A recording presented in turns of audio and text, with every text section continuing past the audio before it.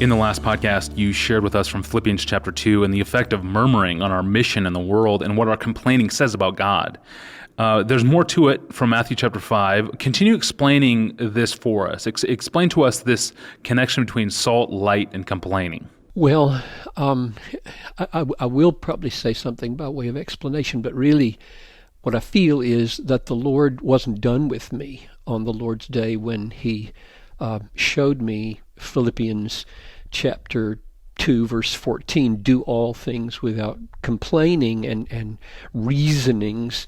And the reason it convicted me so much at that time was because it went on to say, you live in the midst of a crooked and perverse generation, and you shine as lights. And the light is doing all things without complaining, being the kind of person who's not a grumbler and a murmurer and a complainer and a self-justifying arguer with people why you have every right to complain. And so he showed me all that. He broke me because of my bent to complaining. And then he wasn't done with me, and he took me to Matthew 5. Blessed are you when others revile you and persecute you and utter all kinds of evil against you falsely. Now that's where you start complaining, right? If somebody, like if my wife says something that wasn't true, I'm frustrated, I'm angry, I'm irritated, and then I start to reason in my mind how I should talk about this, and just everything starts to churn inside of me in terms of self-defense and outcomes, complaining. And if I don't deal with it, it just can go on and on. So that's what happens. Whether it's at home or at work or on a blog or somewhere, you get persecuted, or somebody says something falsely against you, you complain, you murmur, you grumble. And here's what Jesus says. When that happens, when you're treated badly, rejoice and be glad, for great is your reward in heaven. So men persecuted the prophets who were before you. And I thought, this is Philippians 2:14 stated positively. Philippians 2:14 said, do all things without grumbling, that you may shine as a light in the midst of a crooked and perverse generation. And here it says, rejoice and be glad, which is the opposite of complaining and grumbling. Rejoice when you experience something that would make ordinary people complain. And then the arrow, just like last time, the arrow went deeper, because I went on and read, just 4 verses later, you're the light of the world. And I thought, I'd never seen that before.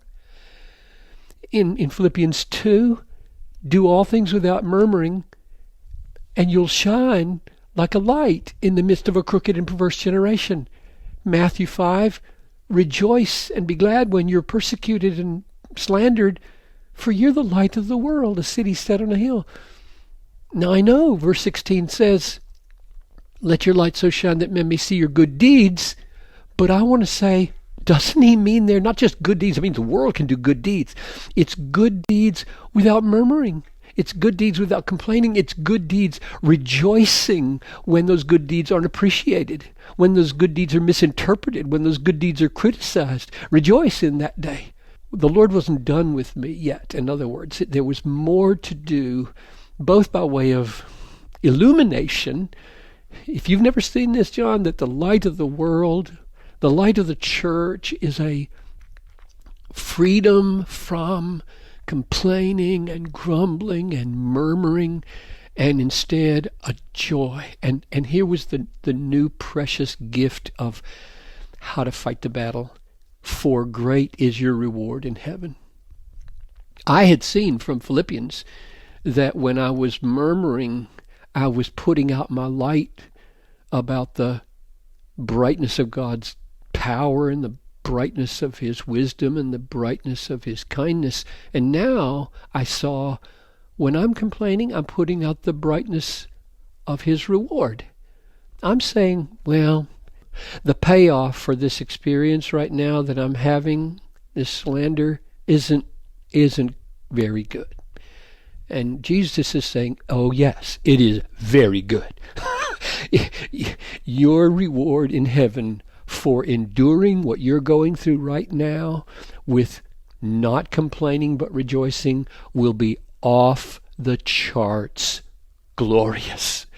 And so my battle right now, Tony, is to not just believe that God's been kind to me in the past, which he has by dying for me and forgiving me, but that he intends a reward for every patient act, every non-complaining act. He intends a reward that's just unspeakably great.